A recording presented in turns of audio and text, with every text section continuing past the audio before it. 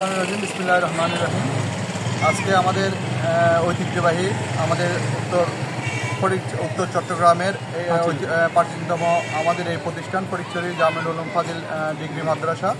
এই মাদ্রাসায় আজকে আমাদের এই জেলা পরিষদের বরাদ্দ ছিল আমাদের তোরণ নির্মাণের জন্য। তো আমাদের বিভিন্ন কাজ করতে গিয়ে আমাদের শৌচাগার এবং আমাদের পুরাতন পরিত্যক্ত ভবন এগুলোর জন্য একটু সময় লেগেছে। আজকে এখানে আমাদের এই কাজের ভিত্তি স্থাপন করেছেন আমাদের উপস্থিত ছিলেন আমার শ্রদ্ধাভাজন হুজুর, এই প্রতিষ্ঠানের প্রধান আমাদের সম্মানিত অধ্যক্ষ জনাব ইব্রাহিম কাসেম আল কাদরি মুমতাজিল্লুল আলী, আমাদের উস্তাদুল আলা উপস্থিত আছেন। আমাদের যিনি কষ্ট করে যাচ্ছেন আমাদের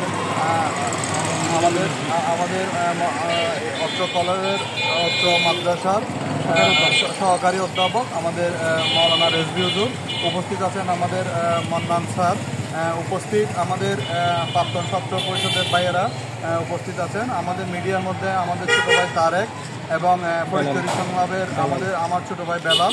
আমি সবাইকে জানাচ্ছি সালাম, আসসালামু আলাইকুম। এখানে যারা ভিউয়ার্স দেখবেন উপস্থিত, যারা অক্লান্ত পরিশ্রম করে এই ম্যাপটা করেছিলেন, আমাদের ফটিকছড়ি উপজেলা ইঞ্জিনিয়ার প্রথমে ম্যাপ করেছিলেন।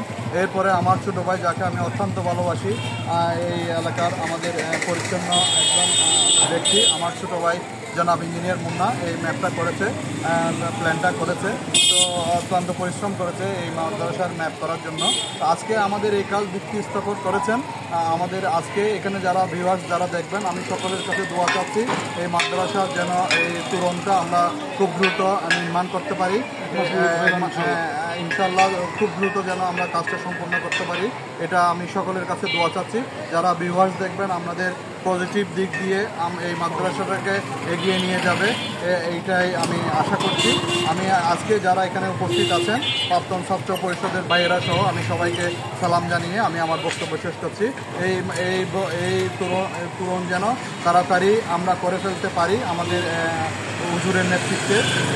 আমরা আল্লাহর কাছে সেটা প্রার্থনা করে এই মাদ্রাসা যেন আগের যে সুনাম ছিল এই সুনামে যেন আপনাদের যারা ভিউয়ার্স আছে আপনাদের মাধ্যমে যেন এই সুনাম যেন আমরা ফিরে পাই, এটাই আল্লাহর কাছে প্রার্থনা করে আমি আমার বক্তব্য শেষ করছি। আসসালামু আলাইকুম ওয়া রাহমাতুল্লাহ।